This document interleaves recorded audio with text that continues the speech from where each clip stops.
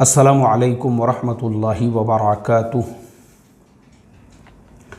मोहतरम भाइयों, बुज़ुर्गों, दोस्तों, ये हमारा इस्लाह मुअश्शरा का 1278वां सबक है। मोहतरम दोस्तों, कल दारुल उलूम देवबंद का उनकी एक दरख्वास्त पढ़ने के लिए मिली उनके लेटर हेड पर, और उसमें लिखा हुआ ये था कि दारुल उलूम के नाम से मार्केट के अंदर एक बोगस फतवा चलाया जा रहा है, जिस बोगस फतवे के अंदर ये है कि कोरोना वैक्सीन का इस्तेमाल करना हराम है। तो अब दारुल उलूम देवबंद ने ख़ास तौर पे वो वजाहती बयान जारी किया, जिस वजाहती बयान में ये कहा गया है कि भाई हमारे नाम से और हमारा लेटर हेड इस्तेमाल करके हमारे नाम से जो बोगस फतवा चलाया जा रहा है, हमने इस किस्म का कोई भी फतवा दिया नहीं है। हमारी तरफ से अभी तक कोरोना वैक्सीन को लेकर ना उसके जवाज़ का कोई फतवा आया है, ना अदम जवाज़ का फतवा आया है। अब मेरे मोहतरम दोस्तों, कोरोना वैक्सीन का इस्तेमाल करना हलाल है, हराम है, आज हम इस मसले के ऊपर तहकीकी बातचीत करेंगे। मतलब ऐसी अल्लल टप नहीं जो हवा में चल रही है या व्हाट्सअप यूनिवर्सिटीज़ के ऊपर जो मैसेजेस चलाए जा रहे हैं उनकी बुनियाद पर नहीं।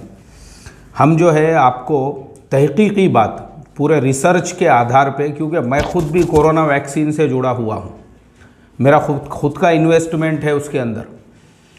जब ये कोरोना वैक्सीन का जब चल रहा था तो मैंने सन फार्मा के 2000 शेयर ख़रीद के रखे हुए थे 450 रुपये के भाव से, यही उम्मीद में कि जब भी कभी सन फार्मा जो है वो कोरोना वैक्सीन बनाएंगी तो उसका डबल टिबल रेट हो जाएगा बोलकर। ये बात और है कि इंडिया के अंदर दूसरी कुछ कंपनियां जो है कोरोना वैक्सीन बना रही है, तो इसलिए कोरोना वैक्सीन से मैं पर्सनली जुड़ा हुआ हूं। मेरा जो रिसर्च है वो तकरीबन जब से ये कोरोना की बीमारी आई है उस वक्त से कोरोना की वैक्सीन के ऊपर पूरा रिसर्च है। तो इसलिए मैं आपको जो भी बात बताऊंगा वो एकदम ऑथेंटिक तरीके से होंगी, रिसर्च के आधार पर होगी। सबसे पहली चीज़, कोरोना की शुरुआत कहाँ से हुई? कोरोना की शुरुआत होती है चाइना से। अब चाइना जो है, चाइना के अंदर जैसी ही कोरोना की शुरुआत होती है और जिस वक्त में बाकी दुनिया के अंदर लॉकडाउन वगैरह लगाना शुरू होता है, यानी मार्च अप्रैल आते आते तो चाइना से कोरोना ख़त्म होता है।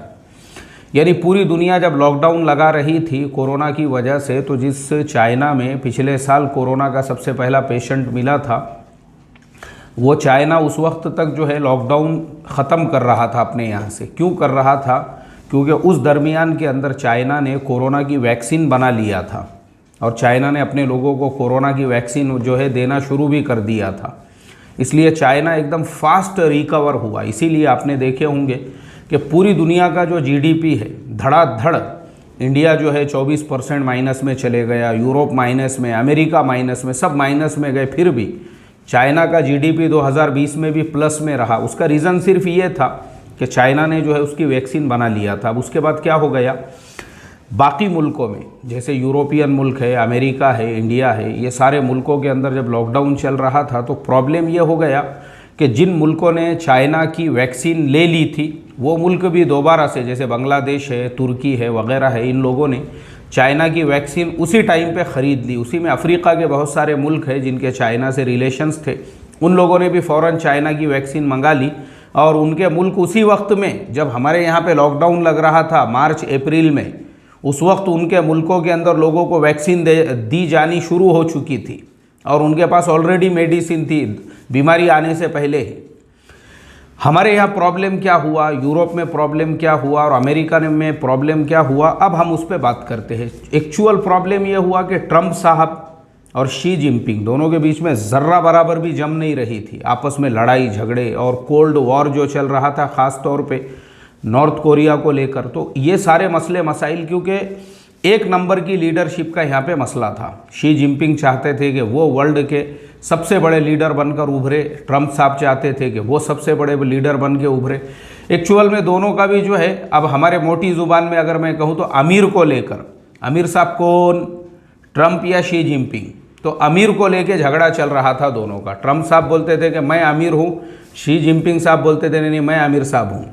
तो ये लड़ाई झगड़े में क्या हो गया कि जो चाइना की वैक्सीन ऑलरेडी बन गई थी, ना उसको यूरोप के किसी मुल्क ने कबूल किया और ना ही उसको यूएस ने किया। इन्होंने कहा नहीं हम लोग खुद बनाएंगे।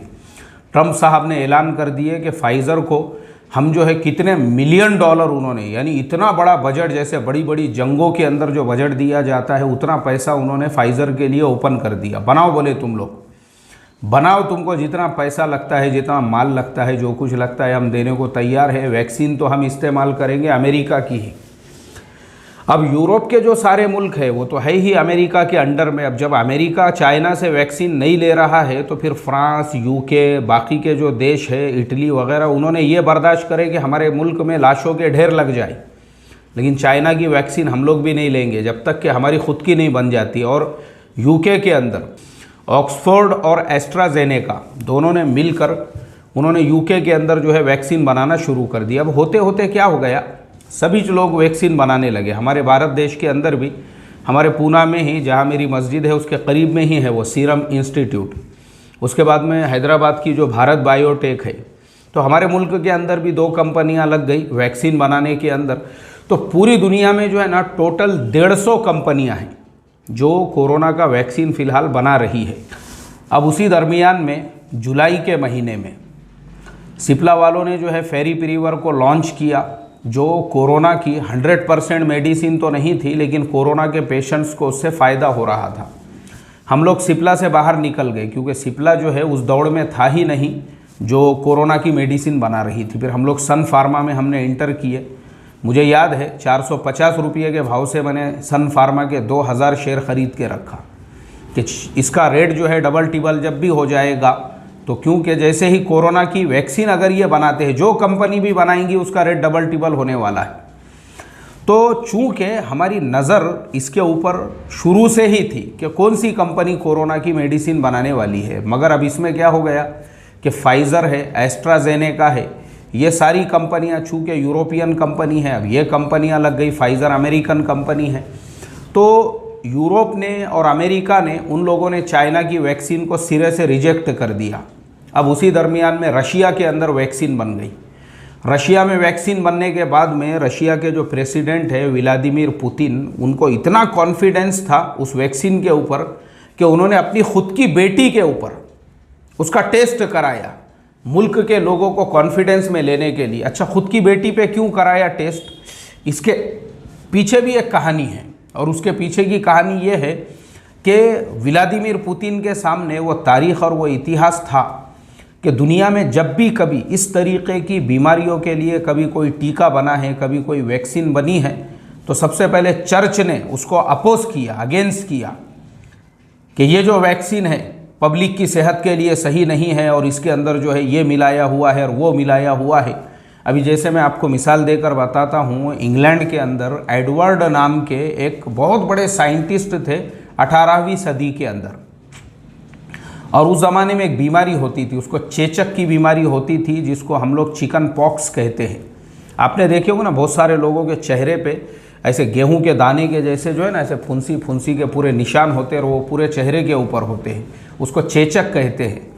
तो सिर्फ यूरोप के अंदर हर साल वो चेचक की वजह से 4 लाख लोगों की जान जाती थी। तो बेचारे जो एडवर्ड नाम के साइंटिस्ट थे, उन्होंने क्या किए कि गाय के जो खुर है, उन खुरों से उन्होंने एक ये निकाले, उन्होंने जेलेटिन निकाले और उसके ज़रिए से उन्होंने एक वैक्सीन तैयार किए कि जो चेचक की बीमारी का इलाज कर सके। और माशाल्लाह उससे फ़ायदा हुआ, उससे इतना फ़ायदा हुआ कि चेचक का यानी जो भी पेशेंट होता था वो पूरी तरह से अच्छा हो जाता था। तो गवर्नमेंटों ने ये फ़ैसला किए कि ये जो चेचक का टीका है ये हर बच्चे को दिया जाए। अभी भी हमारे भारत देश में खुद जो छोटे छोटे बच्चों को जो कार्ड दिया जाता है सरकारी हॉस्पिटल में, उसमें लिखा होता है चेचक का टीका, खसरे का टीका, ऐसे बहुत सारे टीके दिए जाते हैं। खुद मेरे यहाँ पे निशान है ऐसे टीकों के, 10-12 टीके मैंने भी लिए हुआ हूँ बचपन के अंदर। तो वो जो टीके हैं हमारे यहाँ हर बच्चे को दिए जाते हैं। वो इसीलिए दिए जाते थे उस ज़माने के अंदर ताकि ये जो बीमारियाँ हैं जिससे इंसान मर सकता है, उनके टीके बचपन में ही बच्चों को दे दिए जाए ताकि आगे चल के वो बीमारियाँ ना हो सके। मगर अब चर्च आ गया सामने, और चर्च का फतवा, जैसे अब हमारे यहाँ पे जो फतवा है वो वहाँ पे चर्च भी ऐसे ही फतवे देते थे, मगर हमारे और उनके फतवे में फ़र्क ये होता था कि हमारे यहाँ पे तो भी बहुत सारे लोग ऐसे होते हैं जो फतवे को मानने से भी इनकार करते हैं, बोलते नहीं ये मुफ्ती साहब का नहीं, हम वो मुफ्ती साहब के फतवे पे अमल करेंगे। लेकिन यूरोप के मुल्कों में वैसा नहीं चलता था। वहाँ पे जो कैथोलिक है तो कैथोलिक चर्च का फतवा आया तो पूरे कैथोलिक क्रिश्चियंस को मानना ज़रूरी है। ऑर्थोडॉक्स मुफ्ती साहब का फतवा आया तो पूरे ऑर्थोडॉक्स मुफ्ती लोगों को मानना जो है वो ज़रूरी है। तो कैथोलिक चर्च ने फतवा दे दिया कि अपने बच्चों को जो चेचक है उसका बिल्कुल भी वो मत दो, यानी उसका वैक्सीन जो है लेना हमारे लिए बिल्कुल भी जायज़ नहीं है और ये चर्च के उसूलों के ख़िलाफ़ है। अब जब ये फतवा वहाँ लोगों में आम हो गया तो हालत ये हुई कि जो गवर्नमेंट के लोग छोटे बच्चों को चेचक के वैक्सीन देने के लिए या उसको इंजेक्शन देने के लिए जो घुमा करते थे, जैसे हमारे यहाँ पे वो पोलियो का ड्रॉप देने के लिए या फिर मलेरिया की दवा वाले बेचारे गांव खेड़ों में घूमते हैं, तो औरतें जब उनको देख लेती थी तो यूरोप के अंदर, इंग्लैंड के अंदर ऐसा हुआ कि माएँ अपने छोटे बच्चों के साथ नदियों में कूद गई कि नहीं, हमारे चर्च ने फतवा दिया हुआ है कि बच्चों को चेचक का इंजेक्शन मत दिलाओ, इसके लिए हम अपनी जान दे देंगे लेकिन अपने बच्चों को चेचक का इंजेक्शन नहीं देंगे। यूरोप की, मैं आपको इंग्लैंड की बात बता रहा हूँ, यूरोप की नहीं बल्कि खुद इंग्लैंड की ये बात है। तो जो एडवर्ड थे जिन्होंने ये वैक्सीन तैयार की थी, अब आपको लगा होगा कि एक ऐसा इंसान जिसके वैक्सीन बनाने की वजह से दुनिया से एक बीमारी जड़ से ख़त्म हो गई, उसको कौम ने क्या इनाम दी होंगी, क्या उसका इकराम की होंगी, कैसा फूलों का हार पहनाया गया होगा। तो वह एडवर्ड की पूरी लेबोरेटरी को तोड़ फोड़ के तहस नहस कर दिया गया। यह हाल है कौम का। खैर, ऐसे ही तो व्लादिमीर पुतिन जानते थे कि मैं अगर खुद मेरी बेटी के ऊपर इसका ये कराऊंगा, टेस्ट कराऊंगा, तो लोगों को ज़्यादा कॉन्फिडेंस आएगा, वरना लोगों को ये लगेगा। और यूरोप में ऐसा हो चुका है, खुद यूरोप में, मैं आपको किसी इंडिया, पाकिस्तान, बांग्लादेश की बात नहीं बता रहा हूँ, यूरोप में जब मलेरिया की दवा आई तो लोग अपने बच्चों को नहीं खिलाते थे, लोग बोलते थे नहीं गवर्नमेंट की कुछ तो भी पॉलिसी है। चेचक के इंजेक्शन आए तो लोग बोलते थे नहीं नहीं, इसके अंदर भी गवर्नमेंट की कुछ साजिश है। खसरे के इंजेक्शन आए, मलेरिया की दवा आई, तो लोगों की मेंटालिटी और मानसिकता जो थी वो चर्च ने ऐसी बना दी थी। और रीज़न था उसके पीछे भी, क्योंकि चर्च ये चाहता था कि पब्लिक को बैल, बकरियों, बोकुड़ों, मेंढों के जैसा जो है अपने अंडर में रखा जाए, इसके लिए इनको खड़े करो गवर्नमेंट के अगेंस्ट में। और हर ज़माने में होता रहा है इसी तरीके से। तो व्लादिमीर पुतिन जानते थे कि ऐसा कुछ अगर हो गया तो बेहतर यह है कि खुद मैं मेरी बेटी पे टेस्ट कराऊं। तो उन्होंने खुद अपनी बेटी के ऊपर कोरोना के वैक्सीन का पूरा टेस्ट कराया। माशाल्लाह वो वैक्सीन जो है 100% जब सक्सेसफुल हो गई तो पूरे रशिया के अंदर लोगों को वो दी जाने लगी। रशिया पूरा नॉर्मल हो चुका है। खुद ऐलान है रशिया का, अभी अब तक रशिया जो है इंडियन सिटीजन्स को ई वीज़ा नहीं देता था, लेकिन जैसे ही उनके पास वैक्सीन आ गया, पूरा मुल्क कंट्रोल में आया, उन्होंने सबके लिए ई वीज़ा के दरवाजे खोले। आओ हमारे मुल्क में आओ, जो भी आएगा वैक्सीन दे देंगे, मुल्क में दाखिल कर देंगे, कोई बात नहीं है, क्योंकि दवा है हमारे पास में। अब अमेरिका, यूरोप, यूके के अंदर दोबारा से लाट आ गई कोरोना की। वापस से लॉकडाउन क्यों लगाने पड़ रहे हैं? सिर्फ अपनी अनानियत की वजह से कि ये लोग चाइना, रशिया की वैक्सीन लेने को तैयार नहीं है। वैक्सीन तो हम हमारी ही इस्तेमाल करेंगे, या तो फाइज़र की, या तो मॉडर्ना की, या तो फिर एस्ट्राजेनेका की, या तो फिर जो भी हमारी कंपनियां हैं। हमको ये चाइना और रशिया वाली वैक्सीन नहीं चाहिए। अब ये अनानियत की वजह से, क्योंकि इसको भी लोगों ने ईगो का, मैं पने का, क्योंकि मैं बताया ना यहाँ पे भी आमिर साहब का मसला है। ट्रम्प बोलता मैं आमिर, शी जिनपिंग बोलते मैं आमिर। तो ट्रम्प जो है शी जिनपिंग के वैक्सीन को मानने के लिए तैयार नहीं है। अब वो वैक्सीन जो है फाइज़र कंपनी का अब बन के आ रहा है मार्केट के अंदर।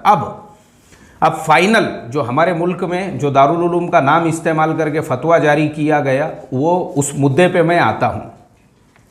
अब हमारे मुल्क के अंदर भी जो लोग इस तरीके से एक यानी बात कर रहे हैं कि भाई कोरोना का वैक्सीन हमने नहीं लेना चाहिए, उसमें सूअर के जेलेटिन से बनाए हुए जो है वो सूअर के इससे बनाया हुआ जेलेटिन होता है। तो देखो, मैं सबसे पहले आपको ये बता दूं कि वैक्सीन सिर्फ एक कंपनी की नहीं है, कि वैक्सीन 150 कंपनियां बना रही है, और उसमें 2 कंपनियां खुद हमारी है, सीरम इंस्टीट्यूट है, भारत बायोटेक है। फाइज़र जो अमेरिका की कंपनी है, उसने भी ये ऐलान किया है कि हमारे भी वैक्सीन के अंदर जो है किसी किस्म की सूअर की के कोई अज्जा वगैरह नहीं है, कोई कंटेंट ही नहीं है उसमें सूअर का। खुद उन्होंने भी इस बात का ऐलान कर दिया है। तो मेरा बताने का मकसद यही है कि सबसे पहले हमारी जिम्मेदारी बनती है, हम सिर्फ व्हाट्सएप पे चलने वाले मैसेजेस पे भरोसा ना करें। देखो हम मुसलमान हैं, हमारे बाप दादा कैसे थे मालूम है आपको? देखो ये किताब नेशनल ज्योग्राफिक चैनल वालों ने जो है छापी है। ये किताब ये अमेरिका से, ये हमारे पास जो पहुंची है ये अमेरिका में छपती है। ये किताब खुद नेशनल ज्योग्राफिक वालों ने छापे है और इसका नाम है 1001 inventions, the enduring legacy of Muslim civilization, यानी मुसलमानों के दौरे हुकूमत में 1001 जो ईजादात हुई है उसके बारे में है। ये पता है आपको इसके अंदर क्या है? इसके अंदर जो है ना, जो मुसलमान साइंटिस्टों ने मुस्लिम हुक्मरानों के ज़माने में जो 1001 चीज़ें ईजाद की है उसके बारे में है उसमें। और सबसे छोटी चीज़ उसके अंदर जो है ना, यानी मैं जो आपको खाली एक मिसाल दे के, क्योंकि मेरा टॉपिक दूसरा है, वो सिर्फ मैं आपको एक चीज़ बता देता हूँ, वो आप देख लो। देखो वो है ये नेविगेशन मतलब पता है आपको? जो रास्ता बताने वाला होता है जिसको हम लोग आज के ज़माने में जीपीएस कहते हैं। आज के ज़माने में ये 1000 साल पहले ही मुसलमानों ने बना दिए थे ऐसे जीपीएस, ताकि जो लोग ऊँटों से और पानी के अंदर सफ़र करने वाले हैं वो सिमत मालूम कर सके, मशरिक़ किधर है, मगरिब किधर है, शिमाल किधर है, जुनूब किधर है, और कौन सी सिमत किधर है और कौन सा मुल्क किधर है। ये जीपीएस हमारे बाप दादाओं ने 1000 साल पहले ईजाद किए थे, क्योंकि वो लोग हर चीज़ पे रिसर्च करते थे। और हम आज के मुसलमान व्हाट्सएप के मैसेज के ऊपर भरोसा करते हैं और उम्मत में गलत फहमी फैलाने के लिए दारुल उलूम देवबंद के जैसे जो मुअतबर इदारे हैं उनके लेटर हेड का सहारा लेकर उस पर ऐसे फेक और बोगस और मन घड़त फतवे लिख कर आवाम के अंदर उसको मशहूर करते हैं गुमराह करने के लिए। इससे बढ़कर हमारे लिए लम्हे फ़िक्रिया क्या होगा? आखिर में यही कहूँगा, व्हाट्सएप पे चलने वाले किसी भी मैसेज पे भरोसा मत कीजिए, बल्कि अपना मिजाज बनाइए तहकीक करने का, रिसर्च करने का। अल्लाह हम तमाम को अमल की तौफीक अता फ़रमाए। अस्सलामु अलैकुम व रहमतुल्लाहि व बरकातुहू।